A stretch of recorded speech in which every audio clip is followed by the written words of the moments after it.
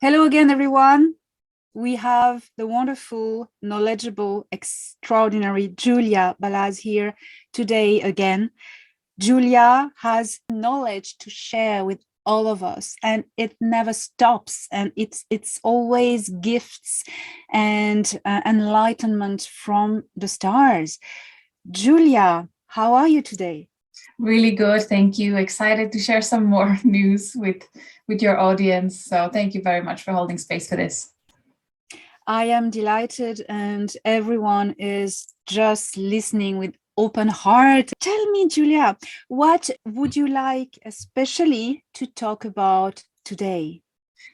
So the last time I shared this pendulum chart to Dows about different grace connections. So many of your viewers have experienced abductions, and this chart helps them to determine which of the ET collectives maybe were involved with the abduction. And it was such a good feedback that the love and support from your audience inspired me to share some more charts that will help them determine even more about their soul history and their soul connection to other ET collectives.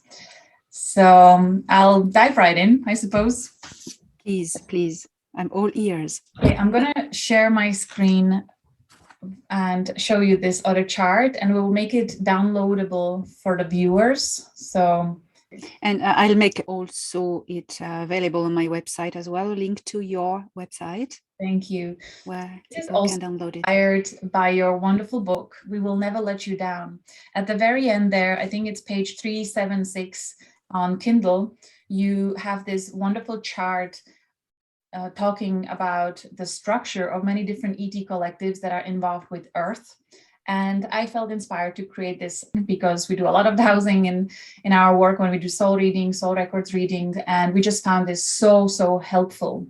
So anyone that is familiar either with dowsing, but I'll talk about that a little bit to help you start, you can use this chart and go within, tune in with your own soul essence. You have to be in a higher frequency, and I'll talk about that shortly. And then you can start asking questions of your own higher self. Literally questions like, is my soul connected to any of these ET collectives? Is my soul involved with any of these collectives? Or, you can be playful about how you ask questions.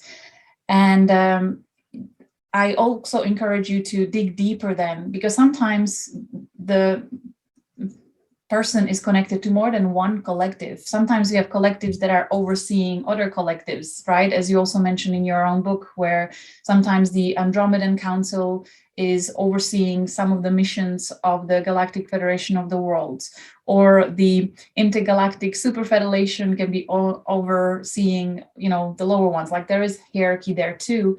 So it is literally possible to find out if I, as a soul, am connected to Galactic Federation of Worlds, and are my kind of higher dimensional beings also cooperating with even higher dimensional beings that are really seeing through multiple timelines and have this divine intelligence helping. So you can find out so much by, asking these questions.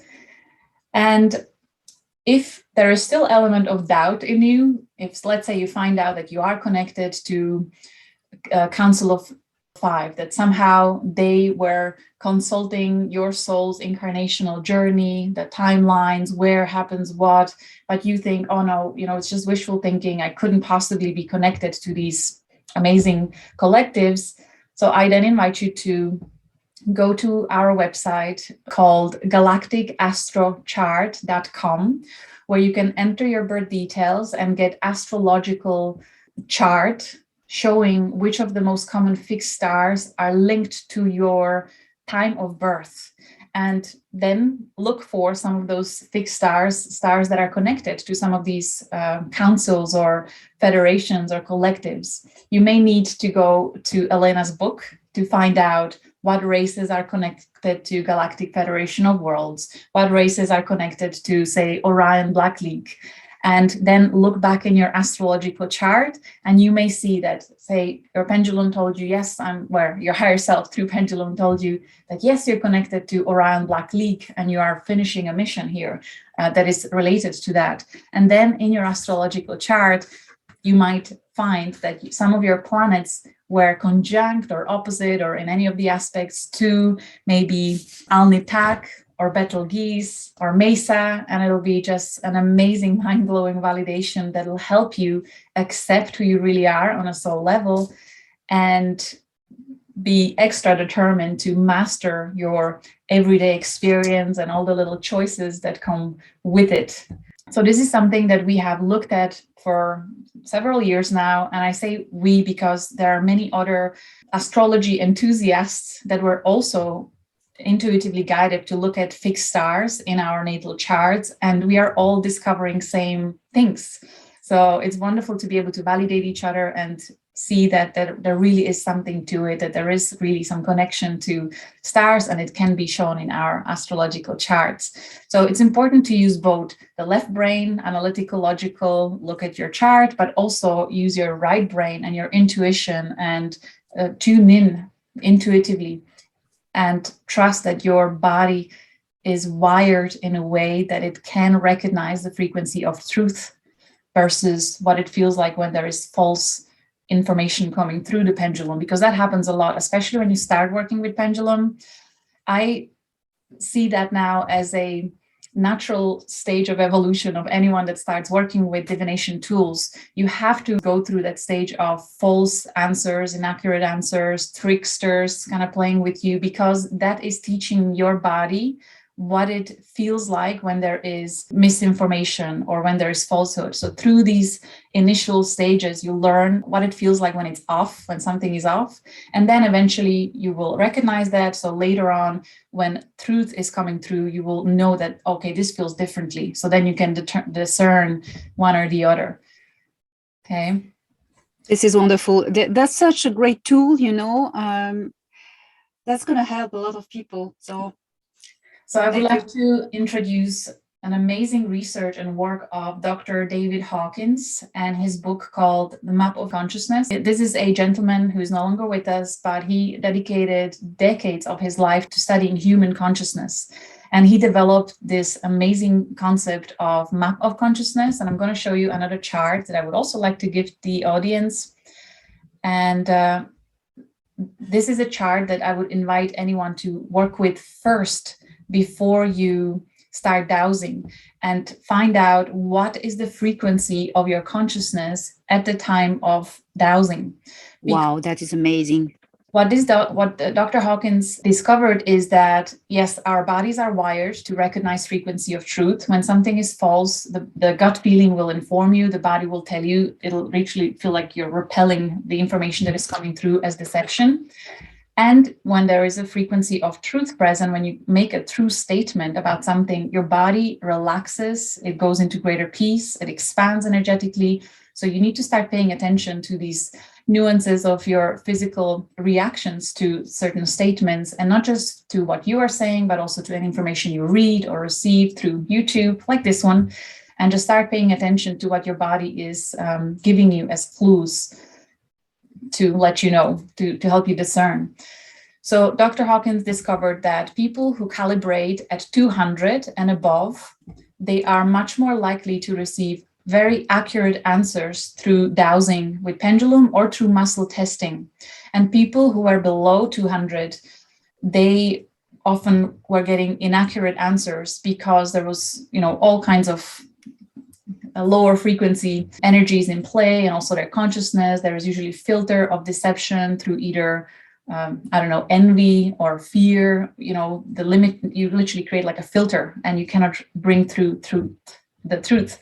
So when you start dowsing or muscle testing or using any divination tool, I would invite you to start using this chart and just ask your higher self, after you take a few deep, long breaths, ground yourself, make sure that you're kind of in a peaceful, safe place, and then ask, please show me, what frequency am I calibrating at now? What is the frequency of my being, of my consciousness right now? And then put the pendulum at the middle. You can spin it a little bit to give it some, energy, and then it will start showing you one or the other.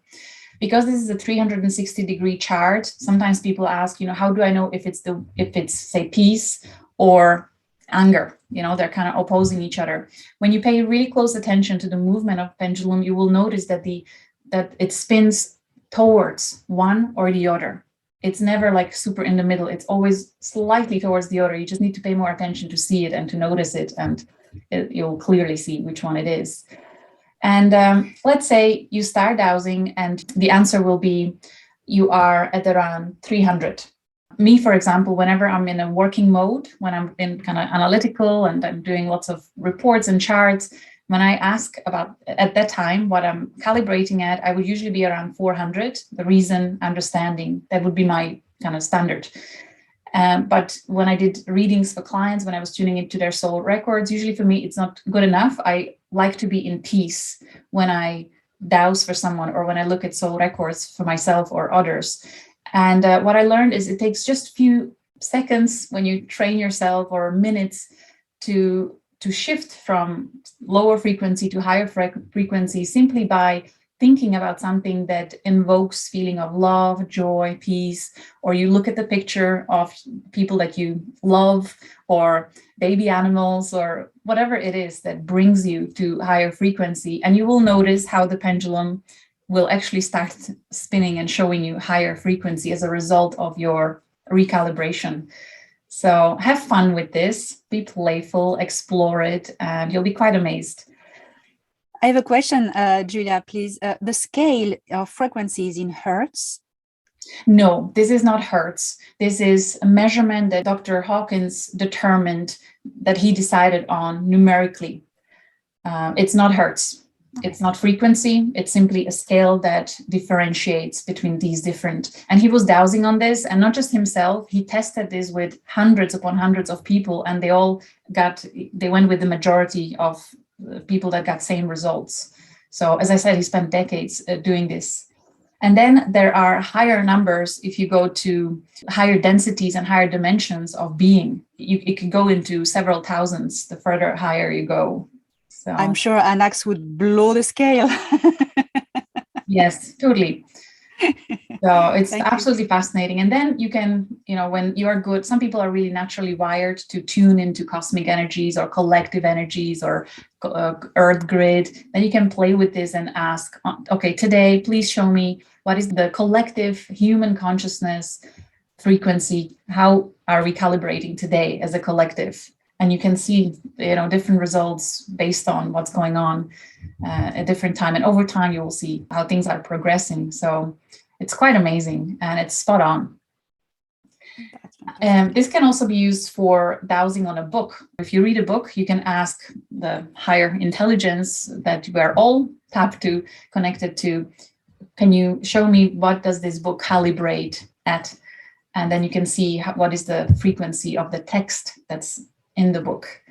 Or, the food, you can calibrate the food and all kinds of things. So precious. I invite people to start with this and then look at your connection to stars, look at your astrological chart, look at the abduction story, if that's your case, or any of the ET collectives like Council of Five, Galactic Federation of Worlds, and so on.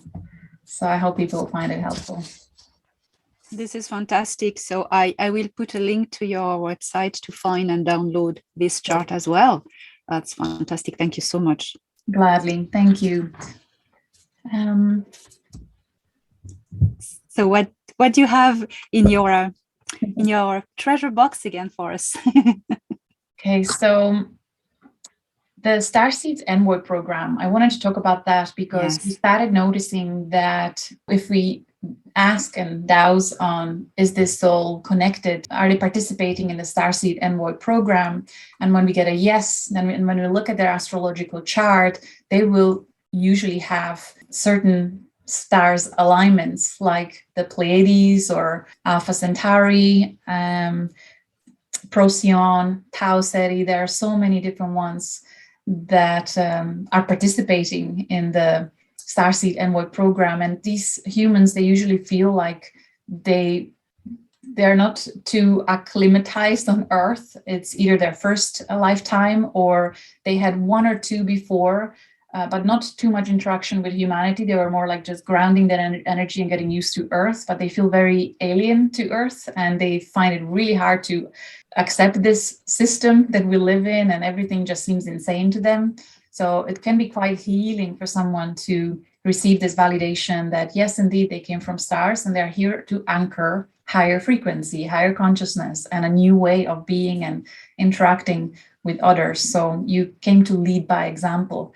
So rather than being frustrated that things aren't yet changed, maybe shift that energy towards how can I help making a positive difference. So. Yes, that's something I always want to insist, is that we came here by choice to perform a mission and a work, and of course we feel not in our right environment here, and it's tough, but we need to remember that we need to stop complaining and suffering because we miss home. Well, we wanted to come here. We came here to do a job, so we need to remember that we are here of our free decision, and we need to remember that and embrace what we have to do. So thank you for reminding us this very important point again. Thank you too. Yeah, it has been confirmed through so many sessions. So yes, absolutely. And sometimes we see that these Starseeds Envoy program participants, they have really difficult upbringing, and teenage years and adult years, really heavy duty family dynamics. And they often play with the idea, you know, how did I deserve this? Am I reaping the benefits of my negative karma from previous lifetimes? But when we check in their soul records, they come from higher dimensions, higher densities, out of place of complete unconditional love for this planet, to help bringing light into those really dark lineages and toxic cycles. So for someone like that, seeing that they came out of compassion, again, it can be incredibly healing, and just release of this trauma conditioning occurs, and they feel much lighter and much stronger and able to hold the frequency. So I hope this will help many people like that to heal and get stronger in shining their light. And yes, I'm sure, I'm convinced, and because they will find more elements to help them remember who they are, and that will empower them. Yes, big time. Are there, in terms of the Starseed Envoy program, Elena, can you think of some of the races that are in particular quite involved with that, apart from Pleiades, Procyon, Tau Ceti, Alpha Centauri?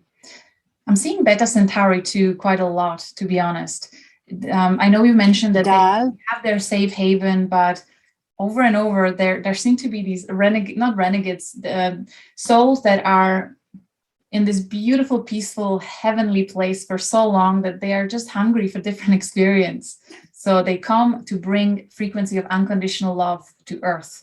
And they usually always struggle with finding unconditional love. They always have this needy love until they discover that it's meant to come from inside out rather than outside in, because they are missing so much the complete transparency and the telepathic connections, and just everyone has pure motives in Beta Centauri and Hadar. But here, like, what's wrong with everybody? But it has to come from inside out. So we see Hadarians. Yeah, I would agree with you, because these people probably feel the change that is occurring in the galaxy, and maybe they want to be part of it, you know, and they've been isolating themselves, preserving their safe haven for so long. They are part of the Galactic Federation, but they never really want to get involved, to keep their peace. But I can understand that now. They're curious, they feel the changes, and they want to be part of it. And what you say makes sense to me. Yeah, I haven't seen them incarnating on Earth previously. They really are like a newcomers, first timers, and it's just recent, within the last couple of decades, maybe 3 decades at most, that Hadarians started coming in, which is quite interesting. Yeah, very interesting, very good point.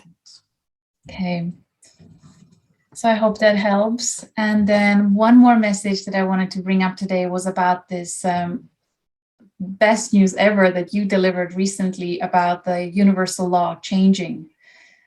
right? That it's not going to be tolerated anymore, allowed, the deception of higher advanced races to deceive, lure consciousness the way it has been occurring for too long on Earth. So you delivered that message recently, and I wanted to share that about 6 months prior to that, so in November, me and many others, I'm not the only one, I'm not special anyway, we've received this profound knowing that law is changing, that the universal law is changing. And we were all discussing it with each other, and we all just knew that the law is changing, that this is not going to be tolerated anymore.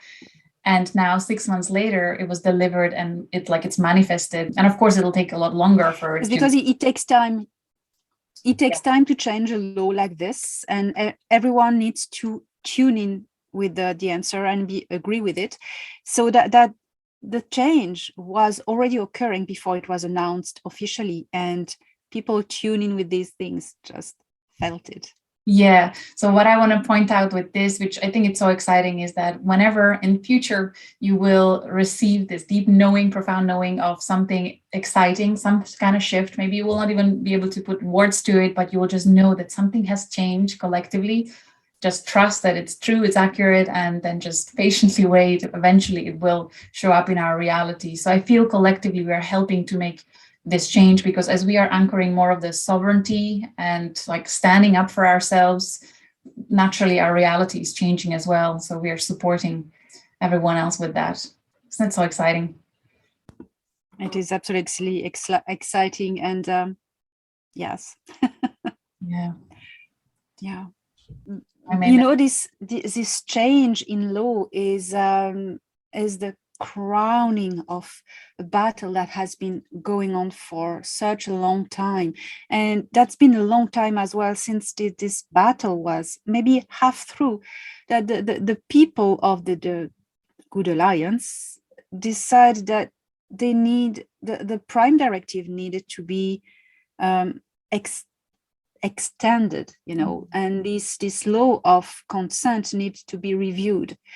And that has started a long time ago. It took so much time, and a few months ago you felt it as you felt it. It was about to be done. Everybody had agreed, and it changes a lot of things.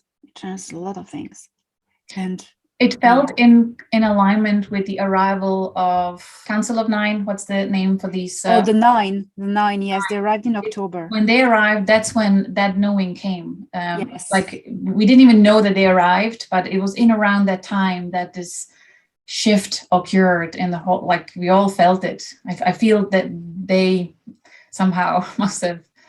Yes, because the Galactic Federation of Worlds depends on the management of the Intergalactic Confederation for these laws, and the Intergalactic Confederation, or Super Federation as we want to call it, is the same, depend themselves on a higher management, which is the nine collective. And the 9 collectives are the 9 manifestation of source. So they make the laws, so it had to go up the scale and then down again, and it worked. And that was the moment when the Intergalactic Confederation, the Seeders, came back into our star system, bringing the frequency of this change. It's been approved, it's being done. And a few months later, here we go. We have the codex of laws, the prime directive in this galaxy, that was officially upgraded, and that's everything falls in places. I believe many humans played important role at that time by receiving it and downloading it into Earth, into our bodies as well. I'm sure there must have been thousands, if not hundreds of thousands, many literally just received and in different ways. Yes, because it's not only a codex of laws, it's a universal law, it's a frequency. It's something that is embedded in the hologram of reality. So everyone tuned it with this planetary matrix and the universal matrix just sensed the change, as you said. And you know, I believe, and I have very good reason to believe, that there are a huge, humongous amount of souls on Earth that have incarnated that are of the Seeders, you know, come from other galaxies.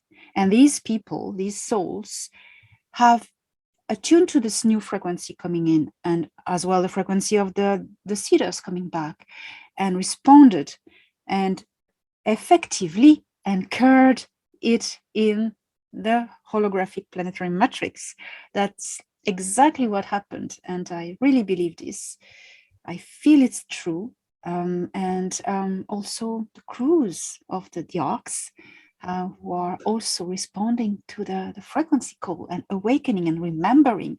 This is absolutely exciting. Wow, I feel so much energy right now.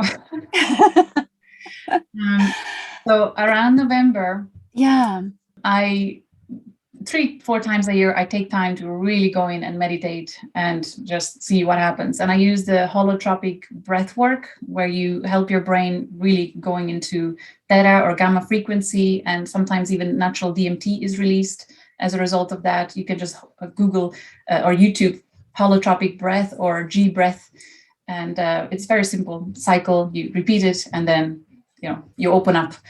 So on that day, I was meditating on the sacred geometry. I just had the flower of life like that, but also with Metatronic cube in it. I was on my bed. The thing was about 2 meters in front of me, and I just opened to whatever is relevant.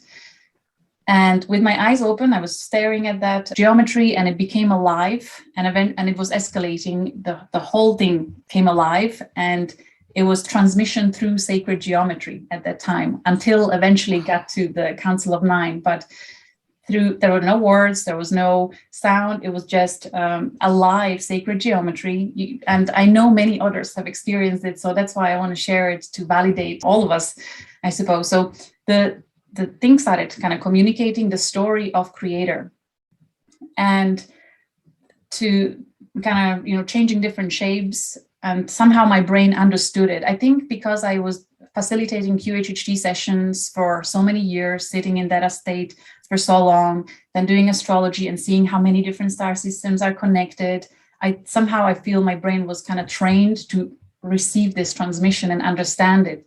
So I was just speaking the story of Creator from the very beginning to how it spread, and how the sacred geometry is embedded in everything, exactly as you said. That's why I had goosebumps, because it was part of the message that it all is one. And then it started showing the stories of this kind of polarity, and how it went into the most amazing benevolent state, but also the dark side was part of that same creation, and that it went and created quite mind-blowing, extraordinary beings and creatures and intelligence that is malevolent, more into the darker side, and that it needs to be accepted also inside us as part of the divine experience first. And so as this was coming through and I was tapping more into this darker story, I said, okay, this feels very masculine. I only sense the divine masculine transmission here. Where's the mother in this? Where's the feminine? And as I said that, the lines of the geometry receded into background, and then the energy that runs through the lines came forward.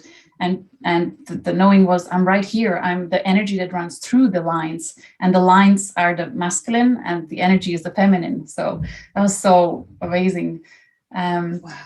And then, so we were asked to accept both the light and darkness as part of one, to stop fighting it as wrong, as something is wrong with the universe, and just accepting it as a learning experience that we all wanted to go through, because Creator himself, herself, wanted to have that experience. And then as it went into before it went into the future, I was made aware of all these different star systems and how souls are coming very precisely to Earth at this time, because we are going through space that is allowing this higher frequency of source to permeate everything in our solar system. And they all knew it, so they arranged many of these souls to be here. and to bring, the purpose of it mainly is to bring memories of ancient trauma and conflicts of polarity, to bring them into our brains, into our conscious awareness, and at the same time connect to higher awareness of unity and love and understanding and acceptance, and just make peace with what was, what is, and what will be. And this way we are helping to restore peace, balance, and harmony, and that state of acceptance and connectivity in the whole galaxy. And then the future story was shown that eventually this story of polarity is no longer becoming relevant. Eventually, in many thousands of years, this felt like millions of years from now, that it will just become like a dead star that'll be kind of stored in the galaxy. This is metaphorically speaking, where the story of polarity and all those conflicts and wars will be there in case someone will want to tune into it, to learn from it, but we know it already in us. It's no longer relevant. It felt like Creator himself is no longer entertaining this, or it's not necessary anymore, because we all had the ride and we are like done with this roller coaster and happy to upgrade to something else new. And it just felt, and then the 9 came through. It felt like they're so close within the solar system, and it was just more sacred geometry. So I then saw our universe, and then they showed me different types of geometry, which I knew are different galaxies. So these different confederations were coming through different looking geometry with different colors. Some of them are very graceful and soft and gentle, kind of like maybe Andromeda Arcturians kind of. And then the others were very, almost like not warrior, but very like masculine and determined, more like in a masculine way.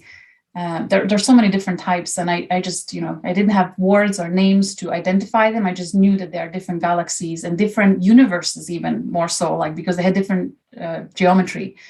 So yeah, that was very interesting. And one main message there was just do not get confused by what comes up in the fan spinning. Do not get confused by what's coming up, to be cleared, and just remember who you are, where you come from, and hold the higher frequency of love. So I'm sure many others had similar experiences. I am convinced a lot of people have this kind of experience now since last October and November. And my commentaries on what you just said is that I totally agreed in the understanding that every universe or dimension has a different holographic geometry formula, and that really makes sense. Also, in the book The Only Planet of Choice, where Phyllis Schlemmer channeled the what you call the Council of Nine, what I call the Nine Collective, to make the difference with the Alilam. So I rather said the Nine Collective. She transmitted this message from them, that they say that Earth is a planet to experience the duality and the choice of the duality, and the Earth is a planet of choice.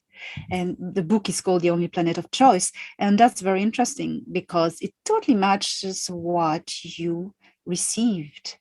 So I wanted to say that. So with that transmission, I felt so determined that, we are reclaiming the light. And then the next day, dark frequency came through, again, through geometry, because it's on my bed. So usually when I fall asleep, I look at that. And it just showed itself in its intricate magnificence, but as dark consciousness. And it doesn't speak or anything, but just the knowing was like, how dare you claim it all for light? Like you're allowed to claim the light as yours, but reclaim the night. And it's almost as if they are so, I suppose, service to self intelligence. It is pushing us to be more diligent in our mastery and maintaining our light by choice, because if we get sloppy, they will find a way to manipulate us or mislead us or anything. So they just show that they also have a purpose here. And it's like we cannot want and need forever to be just light and happiness on Earth, because this is a place of polarity. So they claim the night, the service to self, and we can claim the light and service to others. but we work together kind of in this dimension. Yes. And from a higher perspective, I think everything is a game. The dark plays dark and the light plays the light to create this dynamic, this polarity that is two electrodes that makes the multiverse works, isn't it? It felt like it. Yeah, well said. Yeah. So how do you, I have a question for you that I had in my mind for a while. We also come from other galaxies for many of us. So regarding to galactic astrology, do you also have ways to do intergalactic astrology? I mean, to know if a person soul has been at one stage in their journey, incarnated in another galaxy. Yes. Yes. Amazing question. Yes. In our galacticastrochart.com website, when you go there and put your birth details, what we included is Andromeda Galaxy, the vertex point, Lyra Nebula, that leads to other galaxies, Orion Nebula. We have these three included. And then inside the course, Galactic Astrology online courses, where I go into great detail with all this, we have a whole lesson on how to track different galaxies, how to get zodiac degrees for whichever galaxy you feel drawn to, and how to then find it in your chart. Because we have practitioners who are doing this for a living. They would receive an insight, like recently, just 2 or 3 weeks ago, one of them said, I had a dream or meditation, I can't remember, as she was focusing the whole week on clients' chart, that he comes from Leo constellation, that there is a galaxy there somewhere that he comes from. And then she searched by what we share in the course, found a degree, and was able to tune into more of. So then we find out through dowsing and through different pendulum charts what level of density or dimension that soul was at the point of entry to this galaxy. What type of body did they have? We have an amazing chart on all kinds of different bodies that soul can incarnate to. Was there positive experience, or was there some drama, some trauma maybe that they experience and they're still resolving it? There's so much that you can find out about other galaxies as well, but we absolutely have seen it. And beautiful validations by seeing it in the chart. And then the person received independent psychic reading from well-known soul readers, soul records readers, and they said, you actually came from Andromeda Galaxy, and for this reason, and this happened, and that happened, and then it's in their chart. So it's quite amazing. What is very interesting is I recently read a whole series of books from Radu Sinamard, or the whole Transylvanian series book. And in one of the books, it talks about when some people who seeded humans on Earth, where they accelerated the biological development of a group of humans, but they needed also to have souls from the higher consciousness incarnating, and that wasn't existing on Earth at that time. So, and it explains that they looked for the right configuration with stars, and that the stars were in the right alignment for getting these souls to come and incarnate. And that blew my mind when I read that just a month ago, that because it's exactly what you're doing. It's exactly the other way around. You find the the way around, and that validated extraordinarily what you're doing. So I want to say that. Thank you. So brilliant to hear it from another source to validate that. There's one more comment I want to make, and that is Stargates, because, and as well, these nebulas like Orion Nebula and Lyra Nebula, whenever I see that in a chart, or Antares, which I believe has to be something really special, because even just by the sheer size of it, like Sun is this big, and then Antares star is massive. So in some instances, when soul comes through these certain portals like nebulas or extraordinary star, they can come in from different star system, and that star system is not showing on their chart, but the nebula or stargate is in their chart. What we find that sometimes you don't necessarily need to have, let's say, Syrian alignment in your chart, even though you are Syrian, you have a history in Sirius, But as that highly advanced Syrian ascended soul, you use the Stargate because you are just, I don't know, for some reason you use the Stargates, and it'll allow you to come in at a very particular time when maybe the planets weren't necessarily aligned to your star system, but the Stargate helps you to override that. There are always exceptions to rules. So that explains maybe when someone feels very strong connection to certain star system, in case they will not find it in their chart, look for maybe Orion Nebula that might be there, or Lyra Nebula, or Antares. Yeah. I have something to comment about Antares.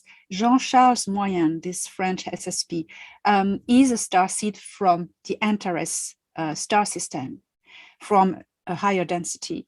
And he has human abilities that are mind-blowing. He can physically teleport.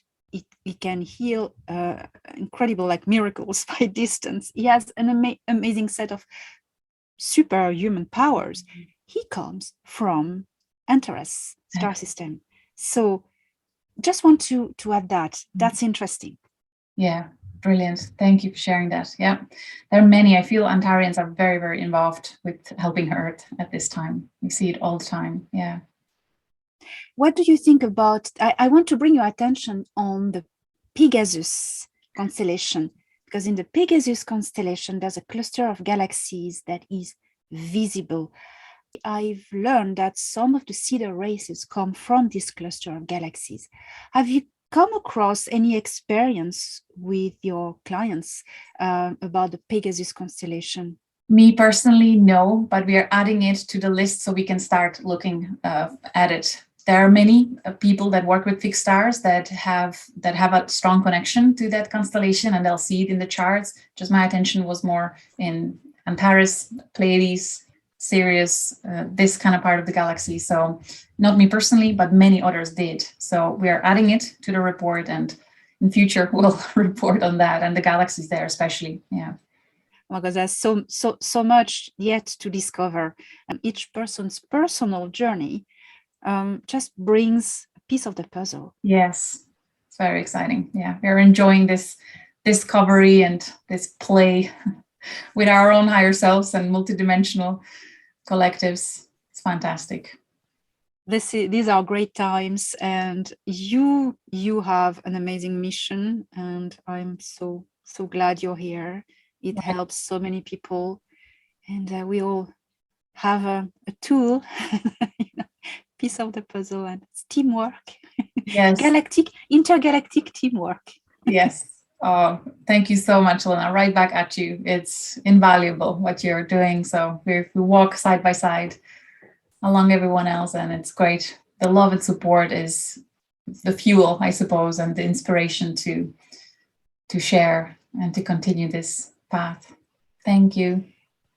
Thank you so much for this teamwork. And your website, could you tell us about this, please? Yes, so the free Galactic Astrology report can be found on galacticastrochart.com.